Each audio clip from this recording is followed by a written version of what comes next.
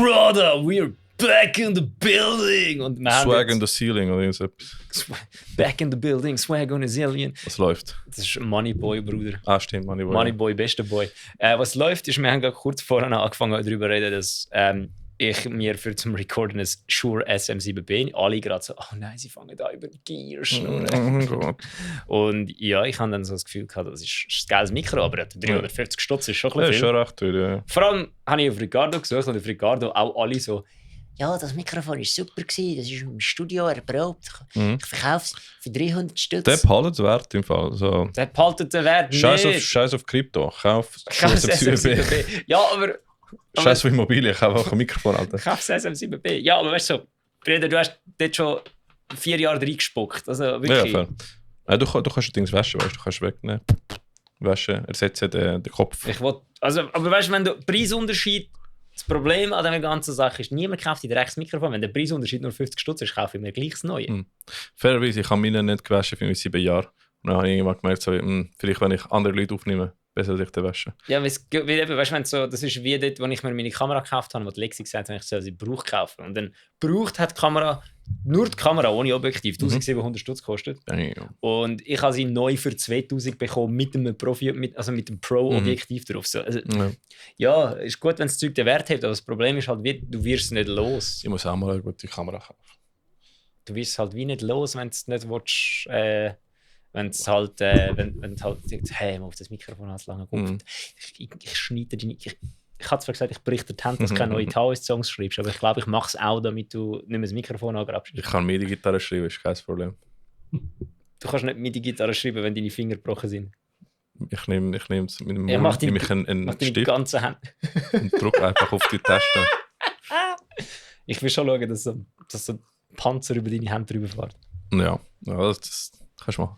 Nein, ich glaube schon nicht. Ich glaube, das würde unserem Podcast nicht so gut tun. Aber wir sind zurück, Folge Nummer 78. Und wir haben immer noch nicht fertig darüber geredet, über das Mikrofon. Ja, stimmt. Der Fall hat Ricky dann das Gefühl gehabt, ich habe dann gesagt, ich würde dann mal schauen bei Thomann, weil Thomann macht ja selber so Sachen, die machen ja gute Kopien von Ich so liebe Sachen. T-Bone, ich liebe Millennium, ich habe so viel Zeugs von Thomann bestellt von der Eigenmarke. Harley Benton, am besten. Ich meine, MIDI-Schlag, also E-Drum haben wir jetzt geholt für Taoist von Millennium, ist so sick. Haben wir geholt. Ja. Wir. Der Ricky hat es gekauft. Was? T-Bone SM7. Ja, also ich weiß nicht, ob es SM7 T-Bone MB7. 80 Stutz? Ah, holy fuck, okay, ich muss eine holen. Ah, nein. Ja, eben. Ah, doch. Es gibt eben 2. Ja, voll. Und dann hat der Ricky so das Gefühl gehabt, ja, der Jonah von Crowdkill Report hat ja eins von die Seite, dessen Name nicht genannt werden darf. Ja. Und dann habe ich gesagt, ja, aber ich wollte nicht das kaufen, Nein, weil ich wollte die Seite nicht unterstützen. Voll. Egal, also ich würde es mal kaufen zum Probieren. Ja, eben auch, habe ich mir auch gedacht. Kostet eigentlich gleich viel wie die Rode-Dingens da. Ja, aber welches hast du jetzt angeschaut? Weil es gibt 2. Es gibt Ja, das ist 2 der SM. MB7. Ja, das ist das MB7, das ist aber nicht der SM7-Klon. Das ist auch Ja. ein SM7-Klon, aber sie haben noch eine ältere Version, die effektiv ein SM7-Klon ist. Ja, T-Bone das. BC500. Genau, das ist der effektive 500 SM7-Klon. Das werde ich mir eben zutun. Okay, oh, ist coole Haltung. Oh, wow. Geil. Ja, T-Bone, also Bro, die Kopfhörer von T-Bone sind der Shit. Jetzt kaufe ich nur die. Ja, unsere Handheld-Mikrofone sind ja von denen. Jetzt habe ich, glaube ich, meinen 6. oder 7. Paar bestellt. Aber unsere Handhelds sind ja von denen. Der SM58-Verschnitt, die sind ja brutal. Ja, voll. Also, brutal. Also ich liebe Eigenmarke von Thomann. Ja, kannst du Liter oder riesiger? Riesiger gemacht. Okay, du bist viel zu laut heute. Aber ist okay, ja, das ist gut. Mhm. Nein, aber weißt du, was lustig ist? Jetzt machen wir Metacell seit 3 Jahren. What? Glaubst du, ja? Ich glaube, es ist entweder die oder letzte Woche. Warte mal, wann die erste Folge rausgekommen ist. Aber ja, jetzt sind wir schon. Das müsste ja über 3 Jahre her sein. Ja? Schon 3. Jahr Metacell. Jetzt fangen wir unser 4. Jahr. Holy fuck! Mal gucken. Das nächste Jahr schaffen wir die 100 Folgen. Ja? Wenn wir es so ja, jetzt haben wir eine Sommerferien gehabt. Jetzt können wir, ja, jetzt können wir wieder productive sein. Ja, voll. Es ist ein bisschen länger gegangen als erwartet, aber wir sind einfach sehr busy gewesen sonst. Das liegt einfach daran, weil wir einfach so spät im Sommerferien gemacht ja, haben und dann gemerkt haben, weißt du was? Das stimmt. Wir haben ja eigentlich seit dem August nicht mehr für Nein, wann hast du Taoist Konzert gewesen? Juli. Ja, Juli ist Juli. Wir haben ja seit Anfang Juli mit Taoist gar nichts mehr gemacht. Dann haben wir gemerkt, wenn wir mit Conjurer spielen... Noch nicht ganz. 10. November ist die erste Folge rausgekommen. Aber du hast mir sicher vor 3 Jahren die WhatsApp-Sprachnachricht gemacht, die 8 Minuten geht und mein Leben verändert hat. Das war im Sommer, ja, genau. Auf jeden Fall, Sommerbruder im Oktober. Nein, den Pilot haben wir schon im Oktober aufgenommen. Der, den wir nachher jetzt die Folge als Bonus released haben. Der einfach komplett Chaos ist. Du meinst der mein grandioses Statement rausgebracht hat? Der, den ich wegpiepst habe, ja. Hast du das weggepiepst, mein Statement? Ich glaube schon. Nein, ich glaube, mein Statement hast du... Nein, nicht Hitler, das andere. Nein, nicht Hitler. Britney Spears, glaube ich. Nein, nicht das mit Britney. Nein, du meinst... Das, was ich immer noch muss sagen, das ist etwas, was am besten war. Wo man es kann von den Milfs und den Gilfs. Weil Milfs sind ja Mothers I'd like to das impliziert, fornicate with. Und dann so Gilf und dann ja alle immer sagen, ja, aber ein Gilf muss dann schon hot sein. So, Gilf, Ilf. Ist im Namen impliziert. Der Suffix Ilf impliziert, dass es im Bereich vom Fickbaren liegt. Weil sonst wäre es nur ein G. Aber ich finde, das ist immer noch sehr ein gutes Statement. Weisse Worte von Bella vor 3 Jahren. Ja, ich finde, I stand by those words. Ja. Aber ja. Weil es ist unnötig zu sagen, Gilf muss hot sein. Weil wenn du sie nicht hot würdest finden. Also, außer du bist so jemand, der das Gefühl hat. Also, gut, wobei. Ich liebe es, wie wir in 2 Sekunden von SMCB-Mikrofon zu Gilfs gewechselt. Ja, aber das Ding ist, das ist nur auf der Oberfläche ein riesen Sprung, wenn du jetzt überlegst, wie wir dort hingekommen sind. Nämlich, dass wir über unsere erste Podcast-Folge geredet haben und wir jetzt gerade über etwas reden aus der ersten Podcast-Folge. Ist das nicht so ein weiter Sprung? Ja. Also doch, der Sprung ist schon weit, aber er macht Sinn. Schon weit. Aber ja, Ferien. Wie sind es? Keine Ahnung, das sind schon lange her. Gell, schon fast einen Monat vorbei. Geil, ich bin U-Boot fahren. U-Boot? Haben Delfin mit Sonar gestört. Ja. Bin dort gehockt und habe das Knöpfchen gedrückt so. Und dann alle Delfine so, du Muttersohn. Alright. Nein, keine Ahnung, weiß nicht. Ich habe glaube kein Delfin gehabt, wo das U-Boot war. Hast du dich wie ein Zweiter Weltkriegssoldat gefühlt im U-Boot? Nein, weil es ist ein schönes U-Boot. Schönes U-Boot. Ja, es war ein Touristen-U-Boot. Fair. Das war geil. Geil. Ja. Ja, du bist auch in Spanien, oder? Der Riff. Ja, wir sind beide in Spanien. Beide in Spanien. Fast niemand hat beim Gewinnspiel mitmachen. Ey, was ist mit Leuten, die einfach nicht für gratis Shit bekommen? Wir haben 2 Gewinnspiele gemacht. Entweder das oder es schaut einfach niemand mehr unser Zeug an. Aber ich muss sagen, es ist insane, weil ich merke es jetzt auch mit Tauis, die mit Zeugs postet. Leute bekommen es einfach nicht mit. Und nachher, ich habe irgendwie die gleiche Story schon irgendwie 6 Mal gepostet und nach dem 6. Mal jemand, den ich gut kenne, kommt und sagt so, hey, ich habe gerade gesehen, Album und so, geil. Und ich so, Bro, ich habe es schon fucking so viel Mal gepostet. Aber es ist tatsächlich so, halt Algorithmic Hell, oder bekommst du einfach nicht mit, was passiert. Stimmt. Warum kommt nicht MySpace zurück mit dem nicht algorithmischen Feed? Weil das kein Geld bringt. Weil das die Leute nicht süchtig macht. Weil das dich nicht an dein Gerät bindet und du nachher die ganze Zeit dem Zuckerberg und dem Bezos und dem Elon Musk Geld in den Rachen scheffelst. Ja, langsam habe ich vorher von der algorithmischen Empfehlung gefallen. Ja, Alter, mein Instagram ist wieder schlimm, oder? Hauptsache einmal schaue ich ein Foto von uns zwei an der Creepy Cute Cult Party an. Bruder, nur noch Goth-Chicks in meinem Feed. Wirklich. Wirklich. Dann hilft es auch nicht, dass meine Kollegen an mir ständig irgendwelche Reels schicken, wo ich dann so dumm bin und draufklicke. Ich weiss genau, dass das einfach ein dummes Scheiß-Reel ist. Ja. Und dann klicke ich da drauf und ja, super, da geht es wieder nur um Schöppen, ihr Huren Doppeln. Ich muss sagen, der beste Algorithmus, wo du reinkommen kannst, ist, wenn du fängst an Peeling Flash Clips zu sehen. Der beste Algorithmus ist der Tau, ist der Metal Servala Algorithmus gewesen, wo ich ihn darauf getrimmt habe, dass er nur noch Maps zeigt. Das ist also, stimmt, ja. Tönt, nicht? Ja. Haarige Maps. Haarige Maps mit so Schlabber dran. Voll. Ja, haarige Maps mit Schlabber dran. Ich bin mir sicher, da gibt es irgendeinen Fetisch dafür. Ja, Ferien fühlt sich schon eine Wichtigkeit her im Fall. So ist das. Es liegt daran, du kannst noch so viel Ferien machen. Wenn du einen Tag zurück im Büro bist, ist einfach wieder alles für den Arsch. Ja, genau. Einfach back in business. Ja. Aber ja. Ja. Ja, der Ferien. Ja, du musst jetzt noch unbedingt von deiner Local HC-Show in Spain erzählen, wo allen immer teased ist, wo niemandem wirklich etwas erzählt hast davon. Und wenn du jetzt nicht erzählst. Nein, also ich bin in der Ferien auch wieder klettern, go essen, sehr viel gegessen. Und ja, ich bin auch an Local HC-Show gegangen. Das war geil. Sogar in meinen Ferien gehe ich an Local-Shows. Support your Locals, egal von wo. Hätte ich auch gemacht, aber in Teneriffa hat es einfach nichts. Ja, fair. Außer besoffene Briten und Irish Pubs, aber dort willst du nicht hin. Nein, fair, es ist ganz cool, weil in Galicien dort hat's, weißt du, sind halt so Kollektive von einfach jungen Leuten, die sagen, hey, es läuft gar nicht, fuck that, oder machen wir selber etwas. Und die sind Land's End Hardcore und die haben angefangen, einfach Bands zu buchen. Ich habe gesehen, letztes Jahr haben sie so Divine Sentence und so gebucht, also auch Schweizer Künstler. Und Also, also, du weißt, was du hast. ja, ich muss ja schreiben. Voll, und es ist sehr geil. Ich habe eine Phased Out gesehen mit Guild Die. Nein, ist nicht Guild Trip. Guild Die ist. Nein, in Guild Trip. Es ist in Shut Thy Guild. Shut Thy Guild. Und der Radero Nivelle, wo so ein Math, HC, Straight Edge Band war. Ist etwas. Ist ganz cool gewesen. Voll. Wir haben 2 Stunden gefahren zum schauen, nach 2 Stunden Retour. Das hat sich gelohnt. Gut gegessen. Und ja, Phased Out sind heavy. Sie sind nachher gerade in Europa weiter eine Tour machen gewesen. Also habe ich die dort schauen können. Und ja, sick. Gute Erfahrung gewesen dort. Es ist cool zu sehen, wie die Szene irgendwie wieder auflebt. Weil dort gibt es ja, glaube ich, nur den Resurrection Metal Fest und sonst eigentlich gar nicht, bis ganz wenig. Aber ja, es ist cool, wenn so kleine Collectives halt anfangen Shows machen. Ja, Spaß gemacht. Es hat so einen Bruder im Pit gegeben, der 1:1 wie ein Diesel ausgesehen hat. Wie so wie ein Diesel von Temo, einfach so ein fucking Kasten. Der Dean Wiesel.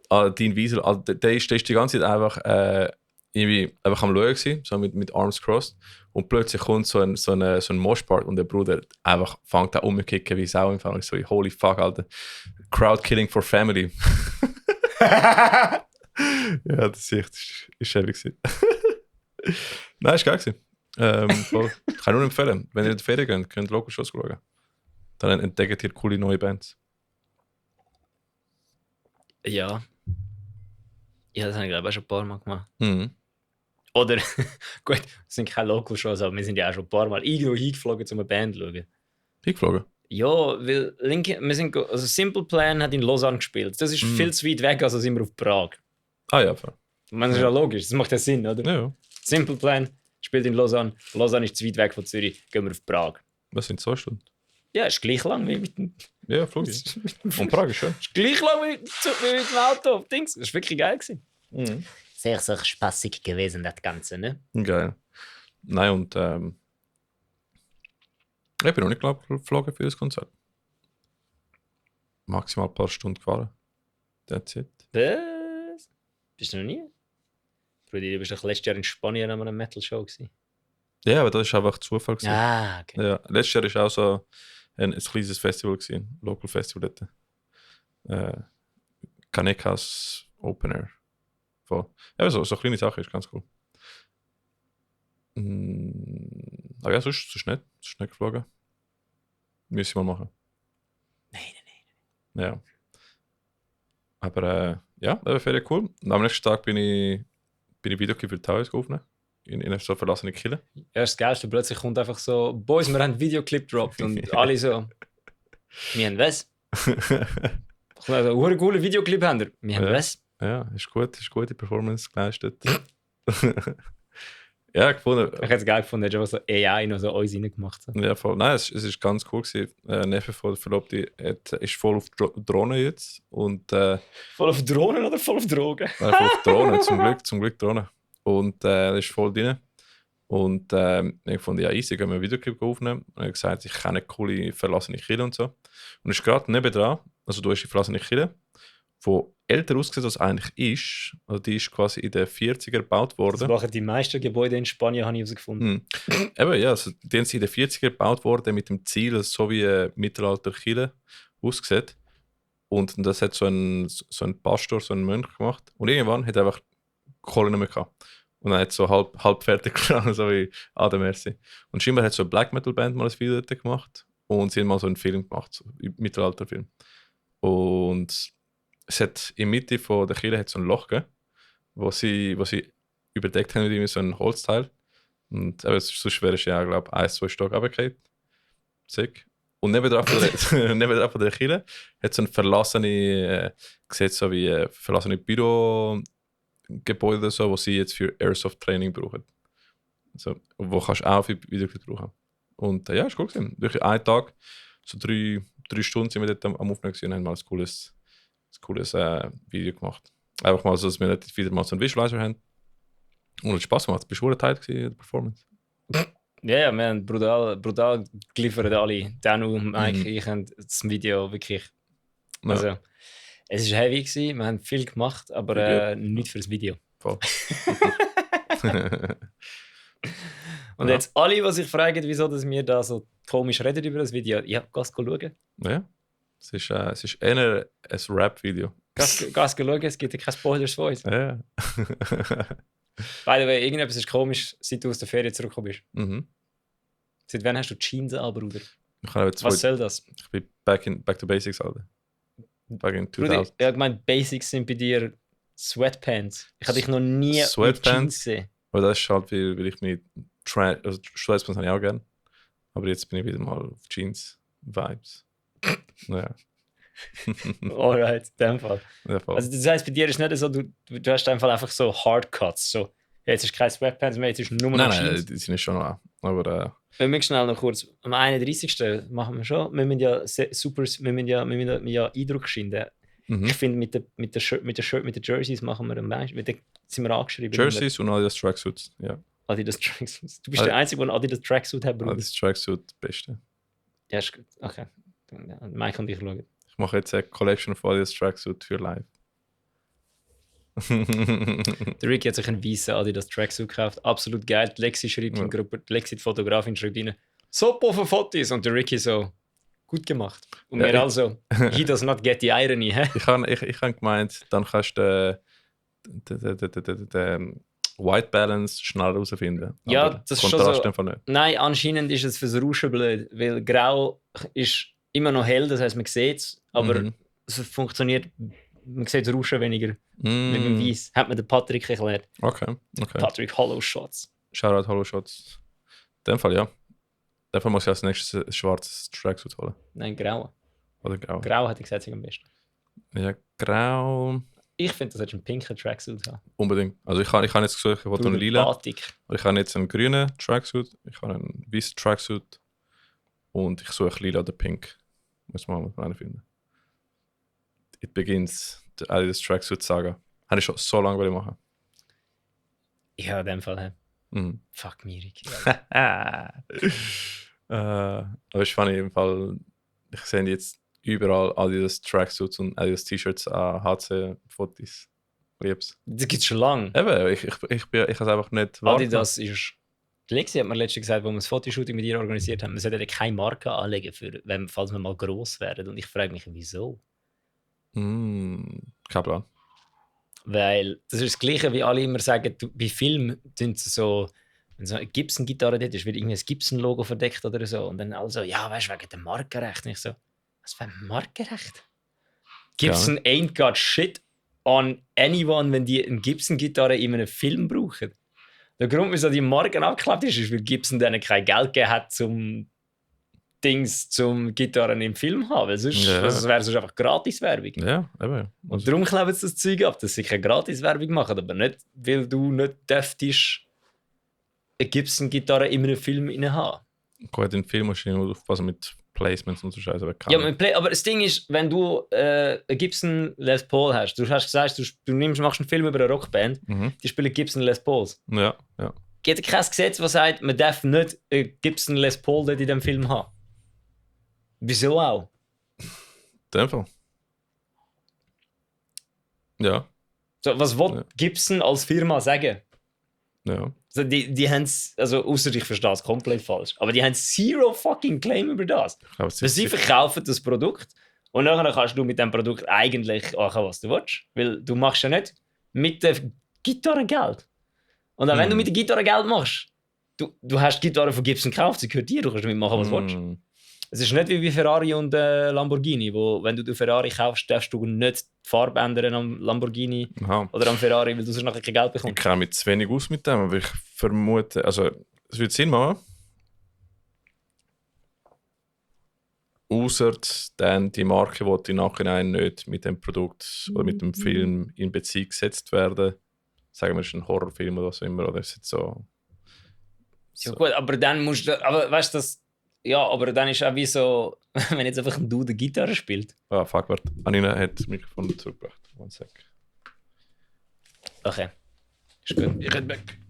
Ja, in dem Fall mache ich einen kleinen ich frage mal Google, was Google meint. Wieso das viele Filmrequisite Marken abdeckt haben. Wieso sind bei vielen Filmen die Marken von Requisiten abgedeckt? Ja, also. Google KI schon mal nicht gekommen, das finde ich super.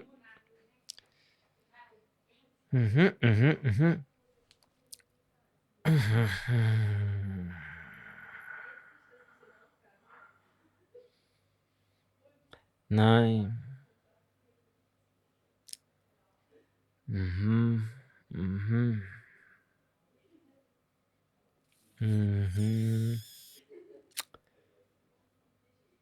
Also da, Sie benötigen keine Erlaubnis, um ein Markenprodukt in einem Film zu verwenden. Das ist ein Mythos, den die Leute immer wieder wiederholen. Markenrecht verbietet es einem Wettbewerber, eine Marke zu verwenden, um ein ähnliches Produkt durch Assoziation mit ihrem Produkt oder Unternehmen zu verkaufen. Es verbietet jedoch nicht die Verwendung des Produkts zu zeigen.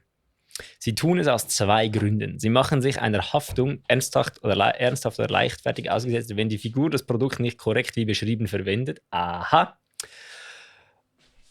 Oder wenn es so ist, dass die Figur das Produkt am Ende nicht mag und kritisiert. Das Unternehmen kann sagen, dass die Marke verunglimpft. Okay, Produzenten verkaufen gerne diesen Platz für Produktplatzierungen und verlangen dafür Geld. Und das können sie nicht tun, wenn sie es sich zur Gewohnheit machen, diese Aufmerksamkeit kostenlos zu verschenken. Also ja, es ist effektiv so, wenn jetzt quasi du Gibson dir rektal einführst, ist natürlich in the land of the goddamn free. Okay. Bist du free, um dir die Gitarre rektal einführen und dann im Film dann quasi sagen, ich habe das gemacht, weil ich das in dem Film gesehen habe und dann kann das quasi kann das Stress geben mit Gibson, falls du dir die Gibson rektal einführst, aus irgendwelchen Gründen, was auch immer, oder halt einfach, du hast mich nicht gezahlt, dass ich deine Gitarre nie in meinem Film gebraucht habe. Von dem her, wieso sollte ich Werbung für deine Firma machen? Okay. Gut ist das aufgeklärt. Das mache ich auch mit. Das ist funny. Der Vigi, ich weiß nicht, vielleicht habt ihr auch schon mal davon gehört, das ist ja da unser Homie, der im Weltcup gesnowboardet ist früher. Ich habe beim Snowboarden immer einen Helm von einem von seinen Sponsoren, weil das einfach eine Schweizer Firma ist und ich die Marke gut finde, zum Snowboard-Helm posten. Und dort klebe ich immer über das Logo einen Sticker von meiner Band oder sonst irgendetwas. Und dann sind wir mal einen Kaffee am Trinken gewesen, und dann ist, glaube ich, einer von dieser Firma dort gewesen und hat quasi mit dem Wein geschnurrt. Dann hat er mich so gefragt, wieso dass ich den Kleber dort drüber gemacht habe. Und ich nur so, ja. Wenn er mir den Helm gratis geben, mache ich keinen Kleber drüber. Dann hat er gelacht. Ja. Weil ja, eigentlich ist wirklich jedes Mal, wenn du irgendwie, also du bist eigentlich wirklich doof, wenn du dir ein Prada-T-Shirt kaufst, wo da so fett Prada draufsteht. Weil du gibst 50 Stutz dafür aus, dass du zahlst Prada, dass du Werbung für die Firma machst. Dann kauf lieber Bandshirts. Bandshirts Beste. Kauf lieber Bandshirts von Local Bands oder von grossen Bands, weil erstens geht das Geld an die Band und zweitens machst du Werbung für etwas, was gut ist. Übrigens, Public Announcement. Nutze die Repost-Funktion in Instagram. Wenn ihr seht, eine Band, die ihr cool findet. Bruder, was ist ein Repost? Erklär, ich habe keine Ahnung, was das ist. Der erscheint nachher im Feed von deinen Kollegen und nachher in deinem, also der poppt nachher auf quasi. Ich habe nie so etwas gesehen. Ich habe es jetzt nur immer auf dem Post selber gesehen, dass du das repostet hast, das aber nie deinen Repost. Aber dann erscheint es, glaube ich, I don't know. Egal, das ist, mal schauen. Aber fucking nutzt das, share es in eure Stories. Kann bitte Dings wieder zurückkommen? Kann bitte unsere 2 Social-Media-Experten wieder zurückkommen und einen Podcast machen und Zeug erklären. Wir kommen nicht mehr raus. Wir sind jetzt 1,5 Jahre weg. Keiner checkt Instagram oder Spotify oder sonst mehr etwas. Können Sie uns bitte wieder erklären, Joel und Roman? Bitte! Instagram Repost Function. What the fuck is it? Bitte Extreme Music Switzerland. Erklärt uns Social Media also, wieder. Share a public post or reel. Okay, es shares schon mit den eigenen Followers. Und, okay, kannst du... und der Repost-Icon erscheint nachher Kannst du durch. schnell mit deinem... Der Repost-Icon erscheint unten durch. Das ist Das auch. Das ist so wertlos. Aber es teilt schon mit den eigenen Followers. Okay, kannst du schnell mit deinem privaten Account irgendetwas reposten von einer Band, wo ich nicht folge? Aber das wird in deinen wahrscheinlich der Sinusoid-Algorithmus sagt, ja, weil es zeigt dir nicht alles chronologisch Ja, an. aber dein Zeug zeigt es mir an. Also weißt du, dein Schmarrn zeigt es mir an, wenn du etwas postest. Also, lass mal schauen. Geh mal irgendwie irgendeiner Schweizer Metalband, die ich nicht folge, Nicht. etwas posten. Das sind so ziemlich alle, weil ich folge mit meinem Instagram-Profil nur Leute, die ich kenne. Okay, folgst du Versus? Ja, in Versus folge. Folgst du Fearlab? Ja, diesen Bands, die ich selber drin spiele, folge. Folgst du Taoist? Ja. Ich folge Safer als Breath, zum Mal von Safer als Breath folge ich auch. Okay, lass mal schauen. Ich folge mit meinen... Ophelia Sei folge ich ganz sicher nicht. Es gibt eine Band, die mir einfällt. Ophelia Sei, go Things Share. Das ist jetzt no shade. Ich habe einfach keine Lust zum Sachen auf Instagram gesehen, weil Instagram ist früher mal cool und hat dir Zeug angezeigt, wo du hast wollen gesehen. Wir haben selber etwas pro Person 6 unterschiedliche Instagram-Accounts. Also deswegen, ich folge eigentlich... Okay, Ophelia Sei, ich share den Release. Wobei der ein Ficker war, Alter, der Niki von Expello hat mir irgendwann mal geschrieben, so können wir kurz darüber reden, dass das Intro-Gitarre-Riff ich weiß nicht, was vom letzten oder vom vorletzten Song war, fucking insane war. Es war fucking insane. Und auf jeden Fall macht gutes Shit. Aber Dings ist mir... Okay, jetzt habe ich es gemacht. Schau mal bei dir. Und Dings neue Arcane-Shit. Holy fuck, Alter. Würdest du sagen, dass er jemand gespielt, der irgendwie Hellfest am Headliner ist? Hättest du dir geglaubt? Crazy. So insane shit. Gut. Musik, Production, alles. Also das zeigt mir gar nichts an von meinen Kollegen. Anscheinend hat niemand von meinen Kollegen irgendetwas gepostet. Ich sehe nur scheiß Reels von irgendwelchen Leuten, die mich nicht interessieren. Das zeigt nicht immer. Nachher erscheint es halt auch in den Repostings, aber es sollte theoretisch deine Kollegen anzeigen. Ja, man sieht es vielleicht mal. Es sollte deine Kollegen anzeigen, das wäre auch geil. Es sollte Followers zeigen. Ist ja gleich. Here's what it actually does. Warte schon mal schauen. Extreme Music Switzerland 2 da. Unlike resharing a story or DMing a post. Ja, genau. Zu deinem eigenen Feed, genau, zu deinem Profile-Feed. Ja, es ist so wie ein Retweet, sozusagen. Und genau. Also ist eigentlich haben wir am Schluss einfach nur eine Social-Media-Plattform? Es tut schon in deinem Main-Feed nachher resharen. Heißt, es sollte theoretisch nachher deine Kollegen zeigen, auch wenn sie den Artist oder Podcast nicht folgen. Genau. Und bis jetzt hast du aber nur auf Stories sharen oder halt abladen und so. Aber jetzt so Zwichli im Feed, wie früher auf Facebook und halt Twitter und so. Oder X. Und genau, also nutzt das. Also wenn ihr mal eure Local-Kollegen wollt Support, Local Artists, nutzt den Repost für irgendwie Showflyers, für neue Videos, neue Musik, die rauskommt. Voll. Einfach teilt das mit und nehmt eure Casual-Brudis und Brudinen und Brudix an Konzert mit. Unbedingt. Einfach nehmt alle einfach mitnehmen an die nächste Paleface-Show. Voll. Oder Taoist. Voll, nehmt Casuals mit. Das ist wichtig. Das heisst nicht sonst Mass Casualties, die man braucht, dass ein Krieg gut ist. Ein Krieg ohne Mass Casualties ist nicht gut. Darum bring. Über die redet man nämlich nicht. Darum bring Casualties to the masses. Ja. Macht keinen Sinn. Jetzt kommt dann einer mit dem Sturmgewehr rein. Ricky und Bella hat gesagt! Ja, voll. Nein, aber eben, also, nutzt die Tools, das ist ganz wichtig. Ja. Voll. Ja. Was ist das nächste? Ja, du hast Taoist Debütalbum released. Ja, voll. Während meiner Ferien sogar. Habe ich es gemacht. Bruder ist am Arbeiten während der Ferien. Ja, ich schwöre. Du hast es sicher nicht voran gemacht, oder? Nein. Ich bin so im Stress von der Ferien, weil ich kann... wir kommen auch auf die Releases nachher dazu. Ich habe Fearlab fertig gemischt, gemastert und geschickt. Akudama fertig gemischt, gemastert und geschickt. Rick Rubin von der Ciao ist fertig gemischt, gemastert und hochgeladen. Ja, ich bin hure in Stress von der Ferien. Aber in der Ferien habe ich gechillt, aber nachher habe ich auch doch einen Videoclip habe ich gemacht. Also haben wir zusammen gemacht. Dann, der Kudeiro hat gefilmt und ich habe nachher mit ihm zusammen editiert. Und er hat nachher Color Grading gemacht. Und voll, nachher halt Album ist rausgekommen, wo ich am Zurückfahren war von Spanien da. Die 20 Stunden. I wouldn't know. Ja. Und voll, können Sie abchecken. Das ist unser Debütalbum von Taoist.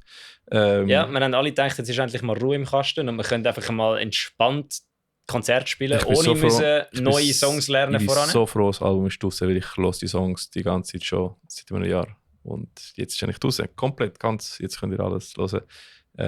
Und jetzt können wir neue Songs im Set reinbringen. Ja, das freut mich extrem. Darum habe ich vorher mal kurz angedeutet, dass wir dem Ricky seine Hände werden brechen. Weil eigentlich jedes gottverdammte Konzert, das wir spielen, müssen wir 3 neue Songs lernen. Wie viele unreleased Songs kommen im Set? Deine Mutter bis November? Ich kann jetzt schon sagen, ich kann dann etwas lernen. 4. 5 neue Songs? 4. Nein. Es sind 4. 5? Es sind 4. Der Bruder muss noch einen lernen. Ich habe keine Zeit. I am at my fucking limit, Bestie. Also Ende November gibt es neue 5 Songs auf dem Set. Anfang November wahrscheinlich 4. Ja. Das heisst, Anfang November ist der 31. Oktober, Anfang November. Nein. Ja, je nachdem, wie lang das Dep bleibt. Je nachdem, wie lang das Dep bleibt, ist 31. Oktober, Anfang November. Fair. Ja, easy. Gut, ja, Oh, das sollte vielleicht schon machbar sein. Voll. Aber es ist so ein komisch, es ist so ein auswendig Lernsong. Es ist nicht so ein flowiger. Die anderen sind relativ flowig. Ja, also Big Things Coming, oder? Aber checkt mal das Album ab. Big Things Coming, aber nicht bei uns. Viel Herzblut rein da. Das Album ist geil. Vor allem finde ich es gut. Der Rada von Kate Effect hat gesagt, er findet es hure schön, dass sie zwar als Band noch nicht wirklich weit weggekommen sind, aber ihre Merchandise schon auf der Wackenbühne war und auf dem Taoist Albumcover. Kate Effect? Ja. Haben wir Merch von Kate Effect auf dem Cover? Hast du das Albumcover nicht richtig angeschaut? Hey, der Fahne, Brudi. Das habe ich nicht schnell jetzt. Let me check, das habe ich nicht im Schirm. Sag mal. Ah, tatsächlich, ja. Oh, geil. ja, das ist geil. Sehr gut. Ja, ich habe das Kate Effect Käppli angekauft, dem Foto, was Schau, vor uns Kate aufgeladen Effect. haben. Voll. Wieso bin ich eigentlich der Einzige mit einem Taoist-Shirt an? Keine Ahnung. Aber ja, Michel It Art. Also Michel hat Art gemacht. Wirklich geil. Handzeichnet, gemahlen. Das einzige digital ist unser Logo und der Titel vom Album. So insane, geil gemacht. Ja, eben. Holt mal Artists für euch, für Artwork. Das mache ich etwas aus. Ja, das ist geil. Hört auf mit euch AI-Kack. Es macht speziell, es macht besonders. Also, das ist schon voll. Du meinst Artist oder handgemalt? Also, ich finde handgemalt. Also dir geht es ums Handgemalte, oder? Nicht ums Artist, weil es gibt ja auch so Artists, die so digitale Artworks machen. Digital Art ist auch cool, aber ich habe irgendwie ein Special Place in meinem Heart für handgemalte Sachen. Es ist einfach, es ist irgendwie einfach, es ist natürlicher. Das ist auch irgendwie, vielleicht sind wir alt, aber irgendwie in der Früher haben wir alle davon Handzeichen, Kopf und Tani! In der heutigen digitalen Ära ist alles so zu digital. Und ja, es ist alles immer laut und schnell und da. Ja. Ich fühle mich wie ein fucking Boomer langsam, ich schwöre. Aber ja, so ist es. Ich fühle mich nicht wie ein fucking Boomer, weil ich habe nicht eine Wohnung gekauft für 250 Franken back in 1992. Fair. Der Janik hat gefragt, ob wir Vinyl machen. Vielleicht müsste ich mal ein Vinyl Masters machen. Welcher Janik? Perfekt. Ja. Schade, Bruder. Ich glaube, die würden schon gekauft werden. Ja, also ich glaube, Vinyl ist auch geil. Und ich glaube, inzwischen jetzt so kleine Unternehmen, die so auch kleine Auflagen machen. So bis das ist auch verdammt teuer. Ich weiß, also du wirst keinen Gewinn machen mit dem. Das ist einfach zum Haben. Ich habe das Gefühl, mit Vinyl ist das Einzige, was du Gewinn machen damit. Also nicht Gewinn, aber das ist das, was ich am besten würde verkaufen. Was kaufst du? Was zahlst du für den Vinyl? Keine Ahnung. Also, eine Platte kostet 40 Stutz, wenn du sie im Laden kaufst. Fair, ja. Oder an einer Show. Ja, ich glaube, CDs weiß ich nicht. Kauft jemand noch CDs? Nein. Ich glaube auch nicht, oder? Nein. Entweder Kassette oder Vinyl. Ist wirklich... Ja, CD ist wirklich so. Ja. Also CD ist aber auch so ein uncooles Medium, es tut mir leid. Ja. Eine CD hat keinen Geil-Faktor. Fair. So, eine CD war einfach convenient gewesen, weil du hast dich du hast nicht so ein riesen Ding gehabt oder so ein kleines gehabt, aber es hat keinen nostalgischen Wert. Es ist praktisch ein USB-Stick, der könnte kratzt werden.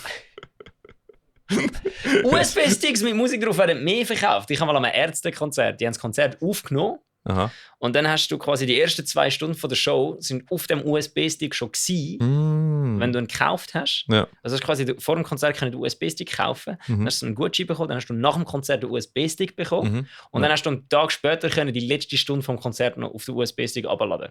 Und der USB-Stick sieht aus wie so eine Kassette. Das ist hure geil. Okay, das ist geil, ja. Das ist fucking sick. Voll. Aber ja. Ja, wenigstens sind schon cool. Aber ja. Ist cool gewesen. Also wir haben gar nicht aufgeschrieben. Wir haben Demos fertig gemacht mit den Versis. Haben wir? Die Demo ist fertig. Geil. Darum haben wir ja jetzt alles ready gemacht zum Recorden. Geil. Willst du announcen, was alles gemacht wird? Es könnte vielleicht nächstes Jahr Musik. Die Versus macht noch Beatdown. Und Pop.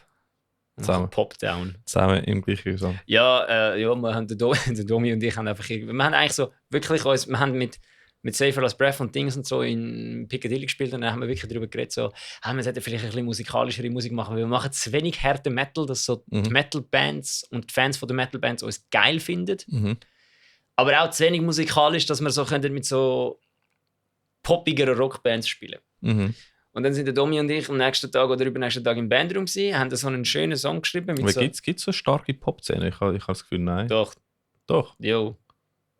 Bruder Hecht hat im Hallenstadion gespielt. Ja, aber wir reden da vom Top 1%. Ich rede von Local Pop-Shows. Ja, Local Pop-Shows sind so. Hecht, das ist das. Das ist so wie zu sagen, fucking Seal & Ardor Show ist eine Local Show. Nein, das ist etwas anderes. Komplett nicht das Gleiche. Seal & Ardor ist eine grosse Band. Und Hecht ist nicht ein grosser Artist. Die sind nur in der Schweiz gross. Ja, fair, aber wie gross sind sie in der Schweiz? Ja. Top 1%, oder? Ja, aber jetzt, das Ding ist, die Schweizer Pop-Künstler gibt es ein paar, die einigermaßen funktionieren. Viel mehr wie Metal-Bands. Ja, aber was du passiert, weißt es einfach nicht, was passiert mit denen, die am Grinder bist. sind und die vor 15 Leuten spielen? Gibt es eine Szene? Ich weiss doch nicht. Okay, ja, fair. Dann sag doch, du weißt nicht. Ja, aber nein, aber ich sagen, Hecht ist eine Local-Show. Ja, mal, das ist eine Local-Show. Die haben einmal im Hallenstadion gespielt, nachher spielen sie nicht im Hallenstadion. Paleface in Extra war eine Local-Show. Ja, das war aber eine Local-Show. Das sind nur Leute, die selber in einer Band gespielt haben. Nein, ich meine, aber ich kann mal, weißt du, wenn mit dem Dings. Nein, ich habe gestern, der Dave hat einen Kollegen, der spielt Schlagzeug. Und der spielt in so einer Popband. Und die machen wirklich so, die bekommen effektiv Geld für so Shows, wie wir sie spielen. Und wahrscheinlich Kulturförderung für Pop-Jazz und so. Ich weiß es nicht, aber er hat gesagt, sie spielen dann so wirklich, und das sind so, von denen gibt es ein paar so Bands, die so ein bisschen hin und her tirkeln in der Schweiz und sich so also kleinere... Spielst du auch in einer Popband? Stadt- und Dorffest. Ja, spielst du in einer Popband? Ja, so. Und willst du uns mal darüber aufklären, wie man gescheit Musik macht? Kommt zu uns. Nein, und die spielen so, er hat gesagt, sie spielen so Stadtfester und so Veranstaltungen. Fair, und so. ja. Kannst du alle Kirbis spielen und so. Genau, und so dort bekommst du glaube ich, wirklich sogar einigermaßen Cash und es läuft. Breakdance an der Kilby wäre schon geil. Breakdance an der Kilby wäre schon geil. Ja, aber das wird halt nie. Und ja, eben, wie sind und dann wir ein Video dazu. Ja. Auf jeden Fall haben wir dann so einen kleinen Song geschrieben, der sogar so ein Keyboard drin hat, der so macht. Und dann der Domi so, ja, wir sind beide geguckt, so, boah, das ist jetzt schön gewesen zum Spielen. Das ist wirklich ein gutes Lied. Es ist immer noch Metal und Rock, keine Angst. Das ist eher Linkin Park als etwas anderes. Ja. Und dann haben wir gesagt, ja, wir sollten jetzt mehr so musikalische Musik machen. Und dann haben wir, das ist jetzt das Ding gewesen, ich habe mal letztens gesagt, du hast mir Feedback gegeben und ich habe absolut nicht das gemacht, was du gesagt hast. Ich habe eigentlich genau das gemacht, was du gesagt hast, einfach nicht so, wie du es gesagt hast. Sehr gut. Du hast mir einen Vorschlag gegeben, um den Refrain heftiger zu machen. Und der Domi und ich haben entschieden, okay, der Refrain, den wir geschrieben haben, ist scheiße gewesen. Das heisst, wir haben ihn komplett rausgerührt. Ja. Der Refrain gar nicht mehr genommen, das Intro-Riff nochmal genommen und dann ist es einfach wirklich dumm gewesen wie Sau und dann hat der Domi das Gefühl gehabt, er schnibbelt noch ein bisschen am Song rum. Kannst du noch das so und so spielen? Und dann ist es einfach mit jedem Schritt, den wir zusätzlich in diesem Song gemacht haben, ist es noch dümmer geworden. Und dann irgendwann ist der Domi vollkommen durchgetreten und hat das Gefühl gehabt, okay, wir machen am Schluss, so, wir haben jetzt Strophe, Refrain, Strophe, Refrain, was machen wir jetzt? Da kommt der Bridge und der Domi einfach so, nope, wir machen jetzt einen Breakdown. Ich so, okay. Domi macht den Breakdown und dann hat es ihm komplett ausgehängt. Er so, jo, und jetzt machen wir einfach den Breakdown nochmal langsamer, dann ist fertig. Sehr gut, das ist der Peeling Flash Effekt. Einfach mal, wenn nicht ein bisschen musst lachen, weil es absurd ist, ist es nicht gut. So dumm. Ja. Der Butch und ich haben so eine Vocal-Demo gemacht und wir haben uns einen Schranz gelacht dabei. Ja, das ist, glaube ich, geschickt, oder? Ja, wir haben wirklich einfach nur, also am Schluss ist es so gewesen, dass der Butch und ich einfach den Sound laut gemacht haben und einfach angefangen haben, im Bandraum rumzuschreien. Und das ist jetzt auf der Demo drauf. Und alle, die die Demo hören, denken sich so, Alter, was ist mit euch falsch? Ja, das ist geil. Das kommt, glaube ich, gut nächstes Jahr. Mhm. Aber da erzählen wir sicher mehr davon, wenn wir dann auch Rekorde sind. Ja, voll. Weil als nächstes nehmen wir die Instrumente auf und dann gehen wir die Vocals aufnehmen und dann gibt es Songs. Ja, Mann. Und dann, wenn unser Plan funktioniert, gibt es 5 Songs und dann nochmal 5 Songs und dann gibt es 2 EPs, die eigentlich ein Album sind. Ja, dann sind wir beide voll am Recorden nächste Zeit. He? Ja, also. Ja. Recording Time. Ja. Den 2020. Du bist immer am Recorden, das ist wie so unfair. Ja. Ich muss auch Zeit finden zum Marketing und Social Media Shit machen. Ja, Nein, ist gut, das haben wir sonst noch gemacht. Ich bin direkt von der Ferien heimgekommen und dann an ein Konzert gespielt mit Fearlab und Eversis im Gaswerk. Das war sehr lustig. Ja. Bin ein bisschen enttäuscht vom Publikum im Gaswerk mit Eversis. Mit Fearlab war es dann gut gewesen. Okay. Also hauptsächlich, weil es völlig okay gewesen. Es war also wirklich ein super guter Gig gewesen. Aber irgendwie hat es mir und dem Butch ausgehängt, weil der Butch hat irgendwann gesagt, «Hallo Winterthur!» Und ich so, «Arrrr!» Und er so, «Arrrr!» Und dann ich so, «I wanna see a pirate mosh pit!» Nein, eigentlich hatte ich zuerst einen Pirate Circle Pit gesehen. Alright. Ich wollte, dass Leute auf einem Bein und mit so einem Auge zugeben. Okay, so.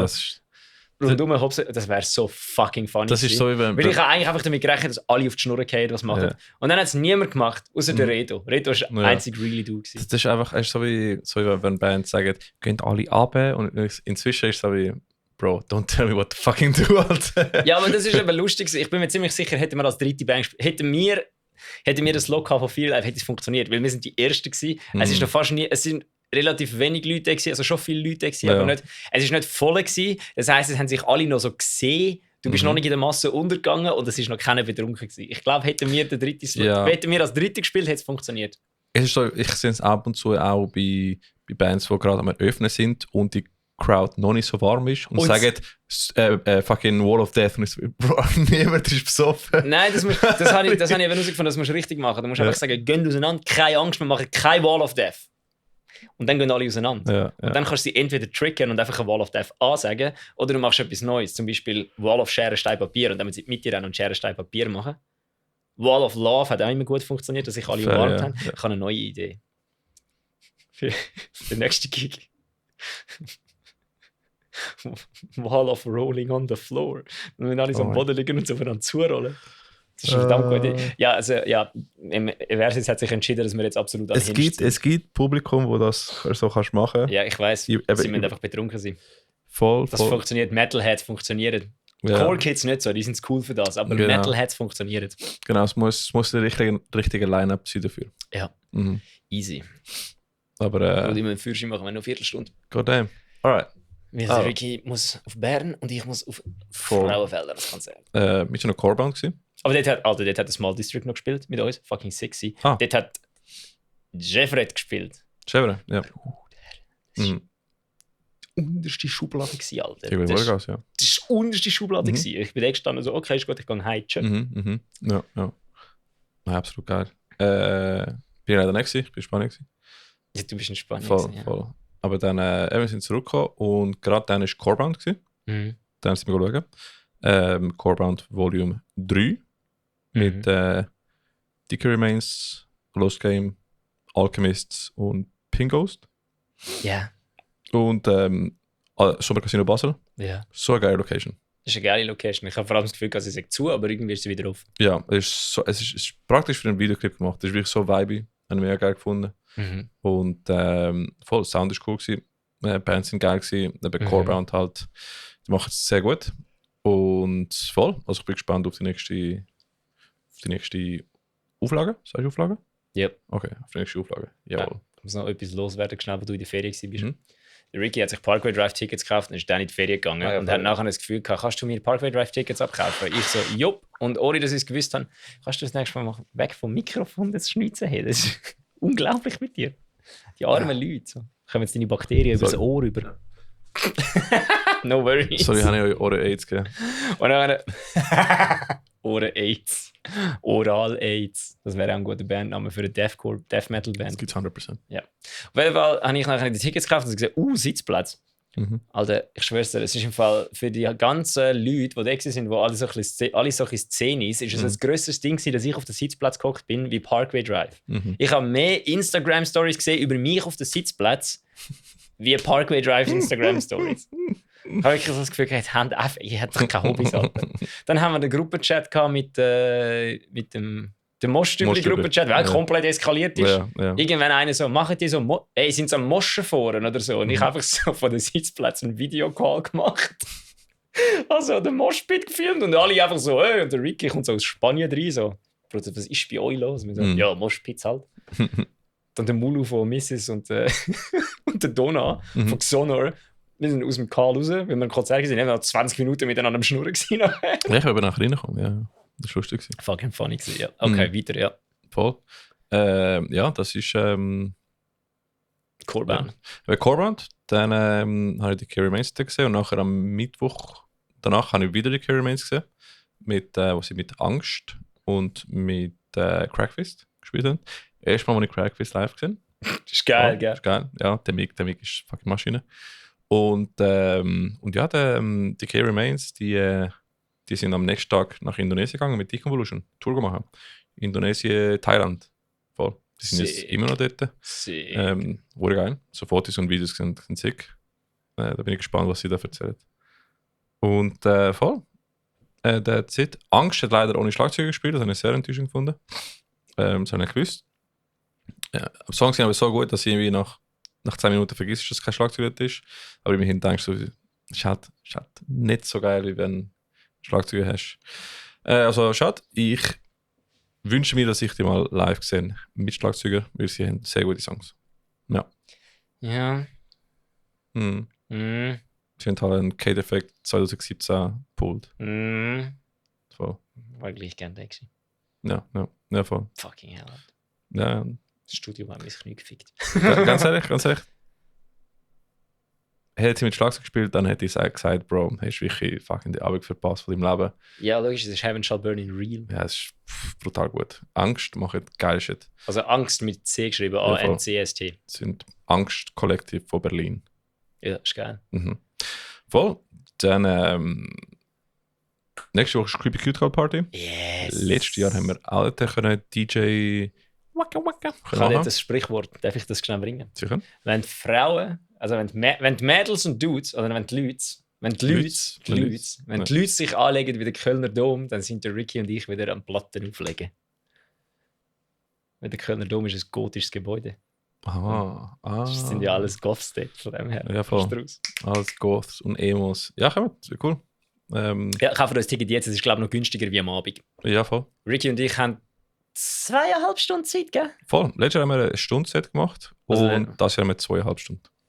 Ich will noch mein Set am Brat machen, wie cool. Ja. Falls irgendjemand auf Pop-Punk und Emo steht. Bruder, ich bin so viel Breakdowns und Hardcore-Shit am nicht tun, also von dem her, komm mal Two-Step. Also, ja. Jetzt ist die Frage, was härter hittet. Deine Breakdowns oder die Emotional Breakdowns, die Simple Plan Songs verursachen. Ja, voll. Wir werden alle dort stehen und das Gefühl haben, I'm just a kid and life is a nightmare. Ja. Das hittet hart. By the way, ich habe Simple Plan letztes wieder mal live gesehen. Boah, die sind so gut. Die habe ich auch mal live gesehen, ja, aber schon vor langer Zeit. Ja, das ist so eine geile Band. Ja. Skaterpunk halt. Voll. Und dann kommen wir nächste Woche, kaufen Tickets. Das wird geil. Ich freue mich. Und was hast du noch aufgeschrieben? Ja, also wir haben du nicht, weil du bist in der Ferien gewesen, glaubst du noch? Bist du in der Ferien gewesen oder hast du einfach keine Zeit gehabt? Offspring wahrscheinlich. Nein, nicht Offspring. Was? Homewards mit dem Julian. Von No Kings, No Slaves. No Kings, No Slaves, Alter. Ja. Nein, der Julian von No Kings, No Slaves ist ja neu der Sänger von Homewards und ich bin das erste Konzert von ihnen gegangen und es war fucking sick gewesen. Nur weil du dich nicht für Homewards beworben hast. Ich habe es ja gesagt. Ja, keine Zeit. Ja, das hättest nein, nicht nur weil ich glaube im Fall, die hätten mich nicht unbedingt genommen, nur weil ich mich beworben hätte. Hey, you never know until you try. Ja, das ist so, you never know, aber ich kann auch wie nicht wollen. Nein, aber der Julian macht es sehr gut, ja. Es ist verdammt geil gewesen. Es ist wirklich verdammt geil gewesen. Ein guter Frontman, ja. Was ich mega lustig fand, ich habe dann mit ihm ein bisschen darüber geredet und er so, wisse ich wie nicht wegen seiner Stimme, weil er da nimmt, weil er hat jetzt fast noch zu viel hässig gehabt. Und dann habe ich so das Gefühl, ja, aber bei Hell machst du ja eigentlich genau das, wo ich jetzt das Gefühl habe, das müsste bei Homewards kommen. Und dann hat er so das Gefühl, ja, aber irgendwie gibt dem Hell so einen Vibe, wo er die Stimme so automatisch holen kann. Im Intro von Hell, weil das ist ja richtig so. Das ist so richtig melancholisch und trübselig und so desperate. Ja. Aber irgendwie hat das Gefühl, ich hatte gesagt, dass bei Homer ist irgendwie noch nicht so geklappt, aber er groovt sich dort ein und das kommt gut. Das ist jetzt schon sehr geil gewesen. Von dem her, ich warte dann nur darauf, bis neue Songs kommen, die er dann auch geschrieben hat. Voll. Weil, also jeder, der schon mal Songs von einem anderen Sänger gesungen hat, wo ein anderer Sänger geschrieben hat, gesungen hat, weiss, dass du beim Lernen dort hockst und denkst, oder jeder, der schon mal, auch Gitarristen, jeder, der schon mal einen Song für eine andere, hat müssen spielen für eine andere Band und irgendwie Gitarre spielt, hockt dort und denkt so, Bruder, the fuck are you doing? Ja. Das ist absolut nicht natürlich. Und dann der andere so, Bruder, das ist einfach das funktioniert. Der Ricky zum Beispiel. Das ist einfach so und so. Und ich hocke dort und denke, Bro, das ist intuitiv. Niemand, das ist nicht intuitiv. Das ist absolut nicht intuitiv. Ja, aber für das Zeug, das ich mache, absolut nicht intuitiv für dich. Das habe ich gemerkt, als ich Artifiction Lyrics lernen für 2 Songs vor 2 Jahren. Und 2 Jahre, ja. Und das ist auch so wie, what the fuck, so Timing ist einfach für jede Person einfach so unique. Das ist einfach Kunst von einer anderen Perspektive und so, what the fuck, was läuft da? Und, ja. Nein, das war letztes Jahr, oder nicht? Das war 24 Bruder. Das war letztes Jahr. Weil ich bin ja dort mit Sylb auf Tour und dann am letzten Tag von dieser Tour war das Bullhead Festival. Das war 24. Ja, also könnte sein, dass... Das ist ein Jahr her. Also gut, jetzt dann gleich 2 Jahre her, aber das ist... Ja, in dem Fall. Das war im März 2024. Ja, ich meine, das ist länger. Aber in dem Fall ist es schnell gegangen von dieser Erfahrung und nachher Taoist gründen. Ja, du hast... Bei dem Abend war es so wie, okay, I like this shit. Ja, und dann hat sich Whiteout, glaube ich, 2 Minuten später Nein, Whiteout hat sich aufgelöst, nachdem ich schon Taoist angefangen habe. Also eigentlich Ziel war, parallel zu machen. Und nachher White ist auseinandergegangen. Ja, nein, aber du hast ja noch keine Ahnung gehabt, dass du Whiteout, das Tao, also... Wo ich Taoist gegründet habe? Nein, also wo ihr gesagt habt, dass ihr euch auflösen werdet. Das ist ja viel vor euch, das ist ja 2-3 Monate bevor ihr euch effektiv aufgelöst habt.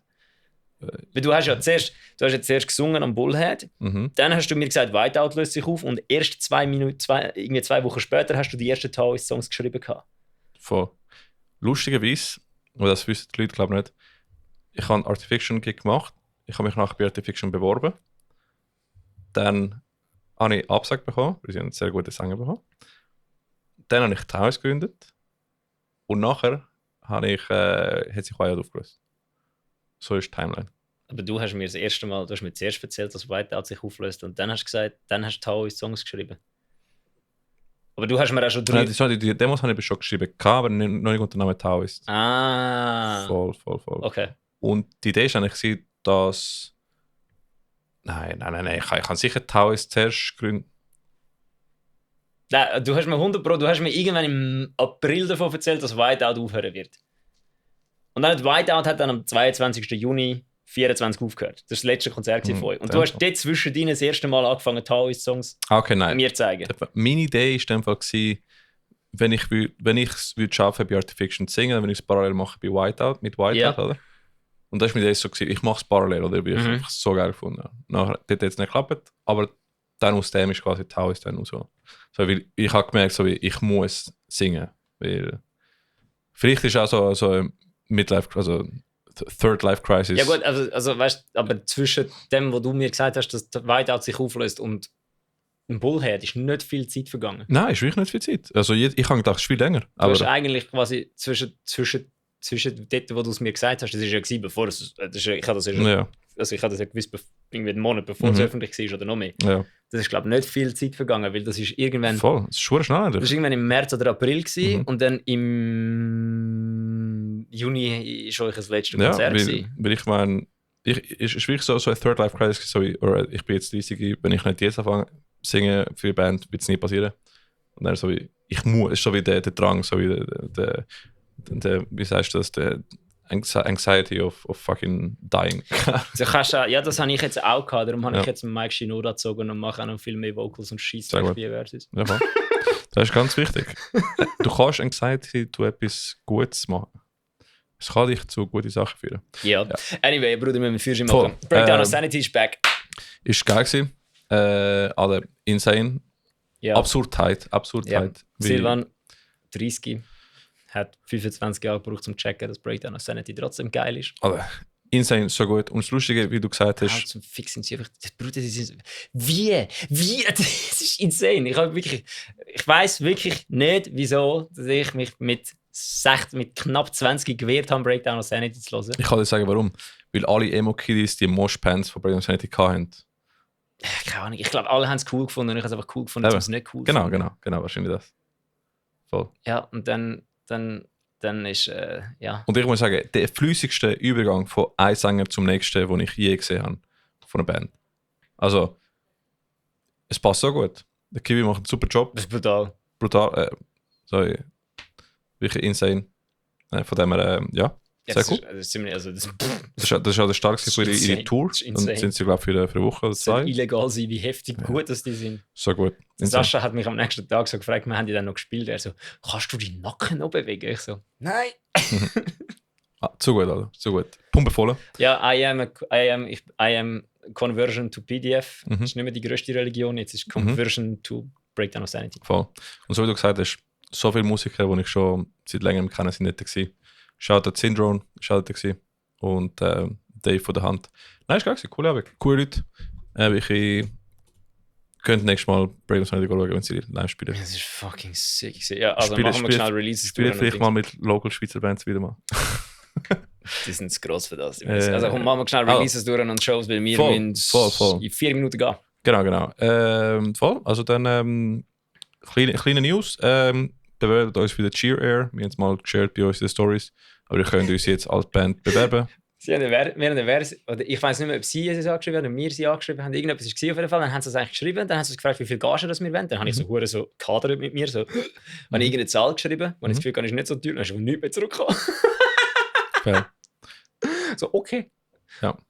Eben, bewerbt uns. Euch. Und sonst Releases sind einige draußen, deswegen gehe ich geschwind durch. Ja, gehen zu Crowdkill Report hören. Gut, der Crowdkill Report Livestream ist bei morgen. Ich weiß nicht, ob jetzt der Podcast rauskommt. Wenn Ja, aber sie haben ja immer die postet ja jedes Mal. Können Crowdkill Report schauen? Immer? Ja. Also, allgemein. Durchtatschen, komm. Voll. Also, Akudama haben You're My Disease released. Ihr habt es produziert. Fett. Check jetzt mal ab. Bist sehr stolz auf die Jungs. Ihr erster Song. Ricky, wir haben noch 3 Minuten. Sie sind fucking jung, also sie haben hohes Potenzial. Shoutout. Fearlab, Drowning haben released, den habe ich auch produziert. Ja, gibt mir jedes Mal fucking Nightmares, wenn ich live muss spielen, aber ist okay. Ja, ganz geil, check es ab. Grind Me Down von Raw Reflections, auch stabil. Sehr stabil. Shoutout Jungs. Ihre Mortis haben Demons rausgebracht, einfach hässig. Was wolltest du noch? Eben Taus und We Are One. Das ganze Album We Are One rausgebracht? Ja, wir haben We Are One als letzte Single rausgebracht. Das Album heisst The Nature of Wild Things. Genau, ist der erste Song vom Album. Was der Name von der Band wäre, wo der Ricky dann Gott zum Glück noch zur Erleuchtung gekommen ist und die Band nicht so genannt hat. Ich finde The Nature of Wild Things noch geil. Dann, aber als Bandnamen ist nicht tragend. Ja, voll. Nicht tragbar, sorry. Voll. Wolfbite, Beatdown haben Two-Face rausgebracht. Einfach hässig. Was soll ich noch sagen? Ja, Fueled by Fear haben Suffer rausgebracht. Sehr geiler Song. Hässiger Song von Drill. Bruder, holy fuck, man. Fever Dream und Exordiated. Gilded Rot. Production ist insane. Der Song ist puff. Shout-out Boys. Richtig geil gemacht. Geil. Voll. Impact of the Year haben mal ihr erstes Song, glaube ich, re-released, remastered, neu gemacht. Wie der Rosa heisst. Die Jungs gibt es auch seit etwa 10 Jahren. Dann Harbinger of Doom von Arcane. Holy fuck, Alter. Arcane immer noch geil. Holy fuck. Musik, Songwriting, insane, Mix und Master, Chefskiss. Wirklich brutal. Voll. Und der normale brutale Release. Von Ophelia sei Worship Decay. Ich glaube, das ist der, den Niki und ich darüber geschnellt haben. Ich muss dann noch hören, ich glaube, ich habe noch nicht Intro-Riff. Das Intro-Riff war brutal, okay. Alter, ja. Check it up. Und da Alive Redemption haben noch Blind Eyes rausgebracht. Alright, let's go. Concerts. Konzerte. Demnächst, 24. Oktober, in der Kulten Alten spielt Snotty Cheekbones, Old Kids Noise und Tüschel. Wir haben noch 20 Sekunden. Ja. Dann, am gleichen Tag, Creepy Cute Cult Party. 24. Oktober. Ricky und ich, DJs, kommen vorbei. Es wird fucking sad, weil wir werden Emo-Bangers spielen. Also Voll. ich auf jeden Fall. Was der Ricky macht, Ja, weiss wo ich viel nicht. Breakdowns halten. Labor 5 in der Hardrock, Zürich. Let's go. Wird Es geil. geht Emotional und Metal Breakdowns. 2,5 Stunden Metal Server DJ Set. Let's go. Let's go! Dann. Sheesh, brother! Shisha. Stehst du auf Metal Server und Hottie Goffs, dann es hat alles dort. Voll. Let's go. Dann. 31. Oktober. Es gibt immer so alte Leute, die so Goffs sagen. 31. So SVP-Leute, die Server bretteln. Sorry, ja, ich kann. 31. Oktober spielt Conjurer fucking britische Heavyweights von Post-Metal und Ambient, whatever the fuck. So geil. Ihr Bassist ist der Gitarrist von Silosis. Fucking Das haben wir nicht gewusst, das haben wir der Umi erzählt. Der Bassist von Conjurer ist der Gitarrist von Silosis. Insane gute Band. Ja, Bringen eine neue Platte nächste Woche raus. Einfach geil. Und dabei sind auch wir, Taoist und Sons of Coherence. Das wird fucking sick, Alter, kommt dorthin. Das wird so geil. Kommt. Halloween, verkleidet euch alle als Ricky. Ja, voll, machen alle Glatze. Nein, es wird cool. Bruder, weißt du, wie wild wäre das? Ich freue mich extrem einfach zum Conjurer live zu sehen. Das Ja. ist so geil. Stell dir vor, es würden einfach so wirklich 20 Leute dort stehen mit so einem Bart und einer Glatze. Basic. Das wäre fucking funny. 31. Oktober kommt Bergbaden. Dann am 1. November ist DMB Records Label Night mit Must Be Wrong, All Kids Noise und Batteries and Sweets im Dynamo. Also wahrscheinlich Werk 21? Keine Ahnung. Weiß nicht. Ich nehme mal auf Werk 21, aber es steht Dynamo einfach drauf. Voll. Nachher? 8. November, Piccadilly ist der Fenestrate, Cherry Beats und Inview. Ein bisschen Punkrock, ein bisschen geil. Voll. Dann am gleichen Tag, fucking 8.11. ICU Festival ist in Bergbaden, auch noch, mit Expello, Akudama, Uncircle, auf Wiedersehen, A Small District und End of Silence. Einfach geile Bands, wie cool sie. Ich bin dort, kann mir gut sagen. Voll. Dann am gleichen Tag, 8. November, Wintertour. ist der Sons of Coherence Blood Outfit, Decay Effect, Kerberos und Before Decay. Yes. Ganz verfinte, geile Shit. Dann noch, das ist mal ein bisschen später, aber ich fand, wir sagen es trotzdem, 28. November ist Alive Redemption und Let Me Fall an der Met Bar in Lenzburg. Yes. Und 29. November. einen Tag nachher. In der Raumstation Sterne in Augen ist... Deutschland. Ah ja, der fucking hell. Voll in Deutschland. Ich habe gemeint, das sei ein Ding. Nein, ja, ich habe gemeint, Deutschland ich bin im ist- Ruination Festival gegangen. Ja, das ist ist so Deutschland. eine I cut Stunde out von your der name. Grenze entfernt. Taoist, Krise und Bastion. Voll Bastion von Frankreich, Krise von Berlin, Action Name von Lörrach und mir von Zürich. Taoist von Zürich City. Baden. Baden, ja. Voll. Am Wir haben gleichen noch nie in Tag. Zürich gespielt. Nein, noch nicht. Doch, ETH. Du Ich nicht. Nein, ich habe noch nie in Zürich gespielt.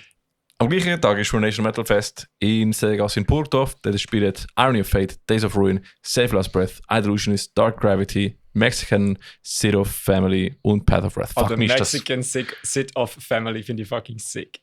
fucking so ein geiles Line-Up. Alright, in dem Fall, das Voll. war Metal Servala. Wir sind wieder zurück, wir gehen da wieder auf den Sack. Voll. Und Sack und was ist auf die Säcke? Wir gehen auf Sek. Wir müssen auch noch ein Battlesnake-Ding voll. haben. Battlesnake ist geil. Wir sind Metal selber Wir wir können sehen es so uns. machen, dass wir nicht Battlesnake sind, wir sind Battle, was auch immer das ist. Battle Wir sehen uns Marienkäfer. nächstes Mal. Ihr hört von uns real soon. Ciao zusammen.